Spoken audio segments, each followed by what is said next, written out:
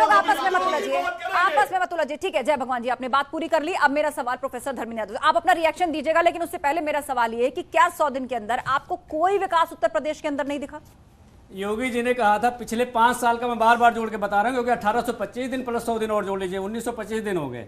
बोले थे हम लैपटॉप बांटेंगे, बच्चे बैठे हैं, इनके घर में कोई 12वीं पास किया होगा, 10वीं पास किया होगा, किसी को लैपटॉप मिला? किसी को मिला? अभी हाल ही में तो दिया गया है, हमारे राष्ट्रीय अध्यक्ष ने विपक्ष में रहते हुए भी अभी लैपटॉप बांटा। तो ये होता है विजन आपका, युवाओं के लिए जो सोचते हैं उसकी बात होती है। दूसरी बात, अभी आप माफियाओं की लिस्ट पढ़ रही थी, ब्रजेश सिंह को कौन नहीं जानता, सुशील सिंह को कौन नहीं जानता? जिस आदमी ने किसानों को थार के टायर के नीचे कुचल दिया, वो अशांति नहीं फैला रहा है। अजय मिश्रा टेनी को किसने क्या मुद्दा चुनाव में उठा चुके हैं, मुझे बता दीजिए। ये मुद्दा चुनाव में आप उठा चुके और वो मामला भी कोर्ट के अंदर चल रहा है। नूपुर शर्मा ने पूरे देश को जला दिया, पूरे देश को शर्मसार किया। एक मिनट, ऐसे देश के सामने एक मिनट धर्मेंद्र यादव जी, कोई औकात नहीं है वहां जाकर। धर्मेंद्र यादव जी, आप नुपुर शर्मा के बयान को जिम्मेदार ठहरा रहे हैं, तो आप उन लोगों की भी बात कीजिए जिन्होंने सर काट दिए, जिन्होंने गला काट दिया। आप उनकी भी बात करिए जिन्होंने पुलिस वालों पर पत्थर फेंके, जिन्होंने पेट्रोल बम फेंके, अपने शहर को जलाया। आप उनकी भी बात करिए। अगर नुपुर शर्मा बयान गलत था तो जिन लोगों ने पत्थर बरसाए, जिन लोगों ने गला काटा, उनकी भी बात करिए। बिल्कुल, पूरी बात सामने आनी चाहिए। पूरा देश, देखिए देश संविधान से चलेगा, हर देश में हर नागरिक की सहभागिता बराबर है। मैंने आपको उदाहरण बताया ना। अगर आप मुझे बताइए, आसाराम बापू रेपिस्ट हैं, उसके बाद आपके राम रहीम रेपिस्ट जेल में है कि नहीं है? मैं बोल दूं इस देश के हर धर्मगुरु रेपिस्ट है, ये सही बात है, यही संविधान कहता है, यही आप लोग कहते हो, यही डिबेट होती है। अभी इन्होंने क्या कहा? ठीक है, इन्होंने राम रहीम जेल में है, राम रहीम जेल में है, तो जिस वक्त जेल भेजे गए, क्या किसी एक हिंदू ने कहा कि हिंदू धर्मगुरु पर अत्याचार हो रहा है? हिंदुओं ने भी उनके कृत्य का उतना ही बड़ा विरोध किया। हिंदुओं ने भी आगे बढ़ करके कहा कि इनको सजा होनी चाहिए। हिंदुओं ने ही उनका विरोध भी किया। ठीक है, संजय राणा, घटनाएं बलात्कार की, एक मिनट, संजय राणा को बनाना चाहिए। एक लास्ट इन्होंने कहा है, इन्होंने कहा कि नेताजी ने कहा था कि बच्चों से छोटी मोटी गलतियां हो जाती हैं। आप लोग देखिए, युवा हो, मैं बार बार आप लोगों को पॉइंट आउट इसलिए कर रहा हूं कि सही चीजें आपको जानना जरूरी है। हमारे मरने के बाद आप देश को संभालोगे। 10 सेकंड लूंगा बस। ये बार बार कहते हैं नेताजी ने कहा बच्चों से गलती हो जाएगी। जो इस देश की न्यायपालिका को जानता है, जो इस देश की न्यायपालिका को समझता है, वो इस बात को समझ सकता है। ये लोग नहीं जानते इसलिए नहीं समझते हैं। आप मुझे बता दीजिए, भारत की न्यायपालिका में जुवेनाइल कोर्ट है कि नहीं है? बाल सुधार गृह है कि नहीं है? जब इस देश की न्यायपालिका मानती है कि बच्चों से गलती हो जाती है, तो हमारे नेताजी ने बोला कि बच्चों से गलती धर्मेंद्र यादव जी, रेप करने वाले लड़कों के लिए अगर कहा जाएगा लड़के या गलती हो जाती है, तो आप जुवेनाइल जस्टिस एक्ट पढ़ा करके दूसरे नेता, मैं दूसरे नेता का बता देता हूँ। ठीक है, संजय राणा, ठीक है, धर्मेंद्र यादव जी, याद रहेगा इन बच्चों को। देखिए, ऐसा है कि अभी हमारे काबिल मित्र बहुत बड़ी बड़ी बातें कर रहे थे कि हमारे प्रदेश में जब सरकार थी उन्होंने 12 लाख लैपटॉप डिस्ट्रीब्यूशन किया था। देखिए 14 लाख, अरे सुन तो लो, सुन तो लो धर्मेंद्र जी, अभी मुंह बंद हो जाएगा, नंबर दूंगा, मुंह बंद हो जाएगा।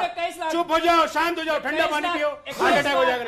आराम से, आराम से, आराम से, आराम से। ऑडियंस 10 सेकंड बात पूरी कीजिए, फिर ऑडियंस का सवाल। इन्होंने बताया टोटल प्रोक्योरमेंट 14 लाख लैपटॉप का होना था डिस्ट्रीब्यूशन, जिसपे उन्होंने 6 लाख डिस्ट्रीब्यूशन किए और 12 लाख की सोर्सिंग दिखाई, यानी 8 लाख कहां गए पता ही नहीं। ये आरटीआई में है, जाके पढ़ लीजिएगा।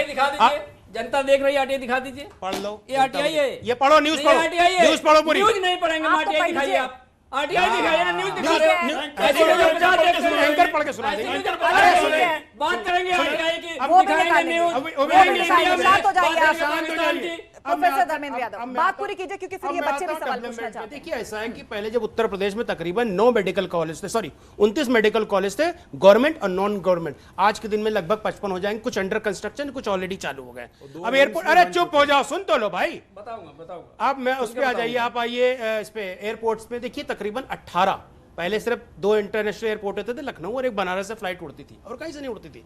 आज 5 इंटरनेशनल एयरपोर्ट चुके हैं, 18, एक अभी प्रस्तावित है, 17 लगभग ऑलमोस्ट चल रहे हैं। और अपने संजय जी, जो बीजेपी सारे एयरपोर्ट एक तबके के और अपने चाहने वाले को सारे एयरपोर्ट बेच देती है, उस पर भी तो आप बात करिए। आप ये बताइए, जेवर एयरपोर्ट कौन बना रहा है?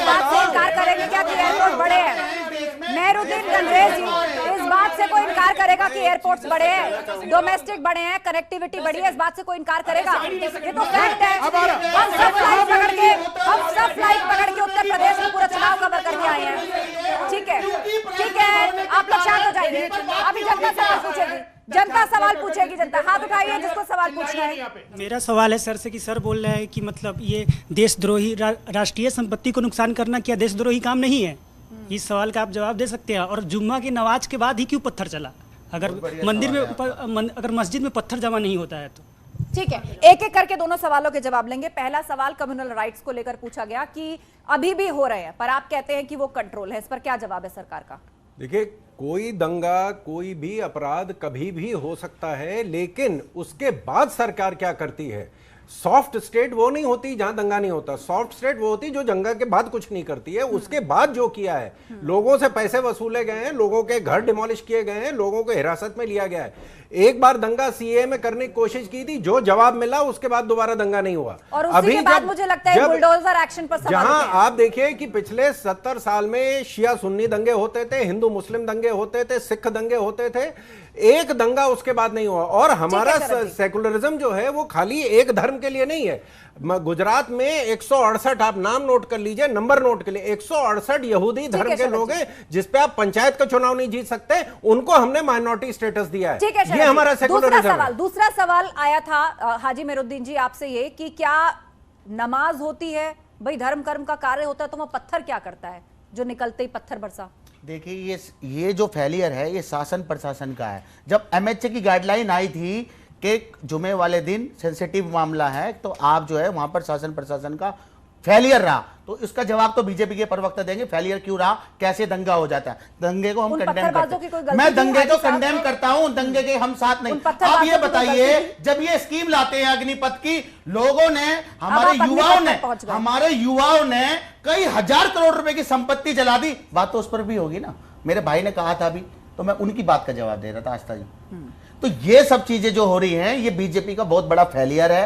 इनकी जब आईएलओ की टीम, इनकी इन्वेस्टिगेशन जो क्या होती है और कहां रहती है? जवाब दीजिए कि जो पत्थरबाजी मस्जिदों से निकल के हुई है, उसके बाद पीएफआई और फॉरेन फंडिंग के लिंक्स मिले हैं, एनआईए जांच कर रही है। दूसरी तरफ देश की एक स्कीम से नाराज नौजवान ने पब्लिक प्रॉपर्टी जलाई। क्या ये दोनों परिस्थितियों की गंभीरता बराबर है? ये बताइए मुझे। एक जगह फॉरेन फंडिंग की बू आ रही है, एक जगह किसी सिंडिकेट या आतंकी तार जुड़े होने की बू आ रही है, और दूसरी तरफ देश से नाराज यदि कोई नौजवान तबका है, उसने पब्लिक प्रॉपर्टी का नुकसान किया। दोनों कानून के दायरे में, मैं मानती हूं, लेकिन क्या दोनों की गंभीरता बराबर है? नहीं, बिल्कुल अलग है। अगर कानून कोई अपने हाथ में लेता है, उसके समर्थन में कोई भी साथ नहीं खड़ा होगा उसके। ठीक है, यही उम्मीद है कि कानून कोई भी हाथ में ले, उसका पक्ष नहीं लेना चाहिए। समाज को यदि सुधारना है, सही रास्ते पे लाना है, तो गलत को गलत कहना होगा, राजनीति से ऊपर उठ के। बहरहाल हम यहां चर्चा कर रहे हैं योगी सरकार 2.0 के 100 दिन की। तो एक बार ब्रेक पर जाने से पहले कलेक्टिव रूप से हम अपने यंगिस्तान से पूछ लेते हैं, आपको लग रहा है 100 दिन में विकास हुआ है? यूपी में कामकाज हुआ है? यस और नो? हाथ उठाइए, यस और नो। आवाज नहीं आ रही। हुआ है। चलिए, कितना हुआ है, कौन उस कार्य को पक्ष विपक्ष किस तरह आगे रख रहा है, इस पर विस्तार से चर्चा जारी रहेगी। और ये जो नोएडा आसपास का एरिया है, ये डेवलप, मेरी खुद ही कंपनी में वहां लेके गया हूँ, 10 करोड़ रुपया इन्वेस्ट किया है। मैंने खुद अपना 10 करोड़ रुपया सिटी में इन्वेस्ट किया है।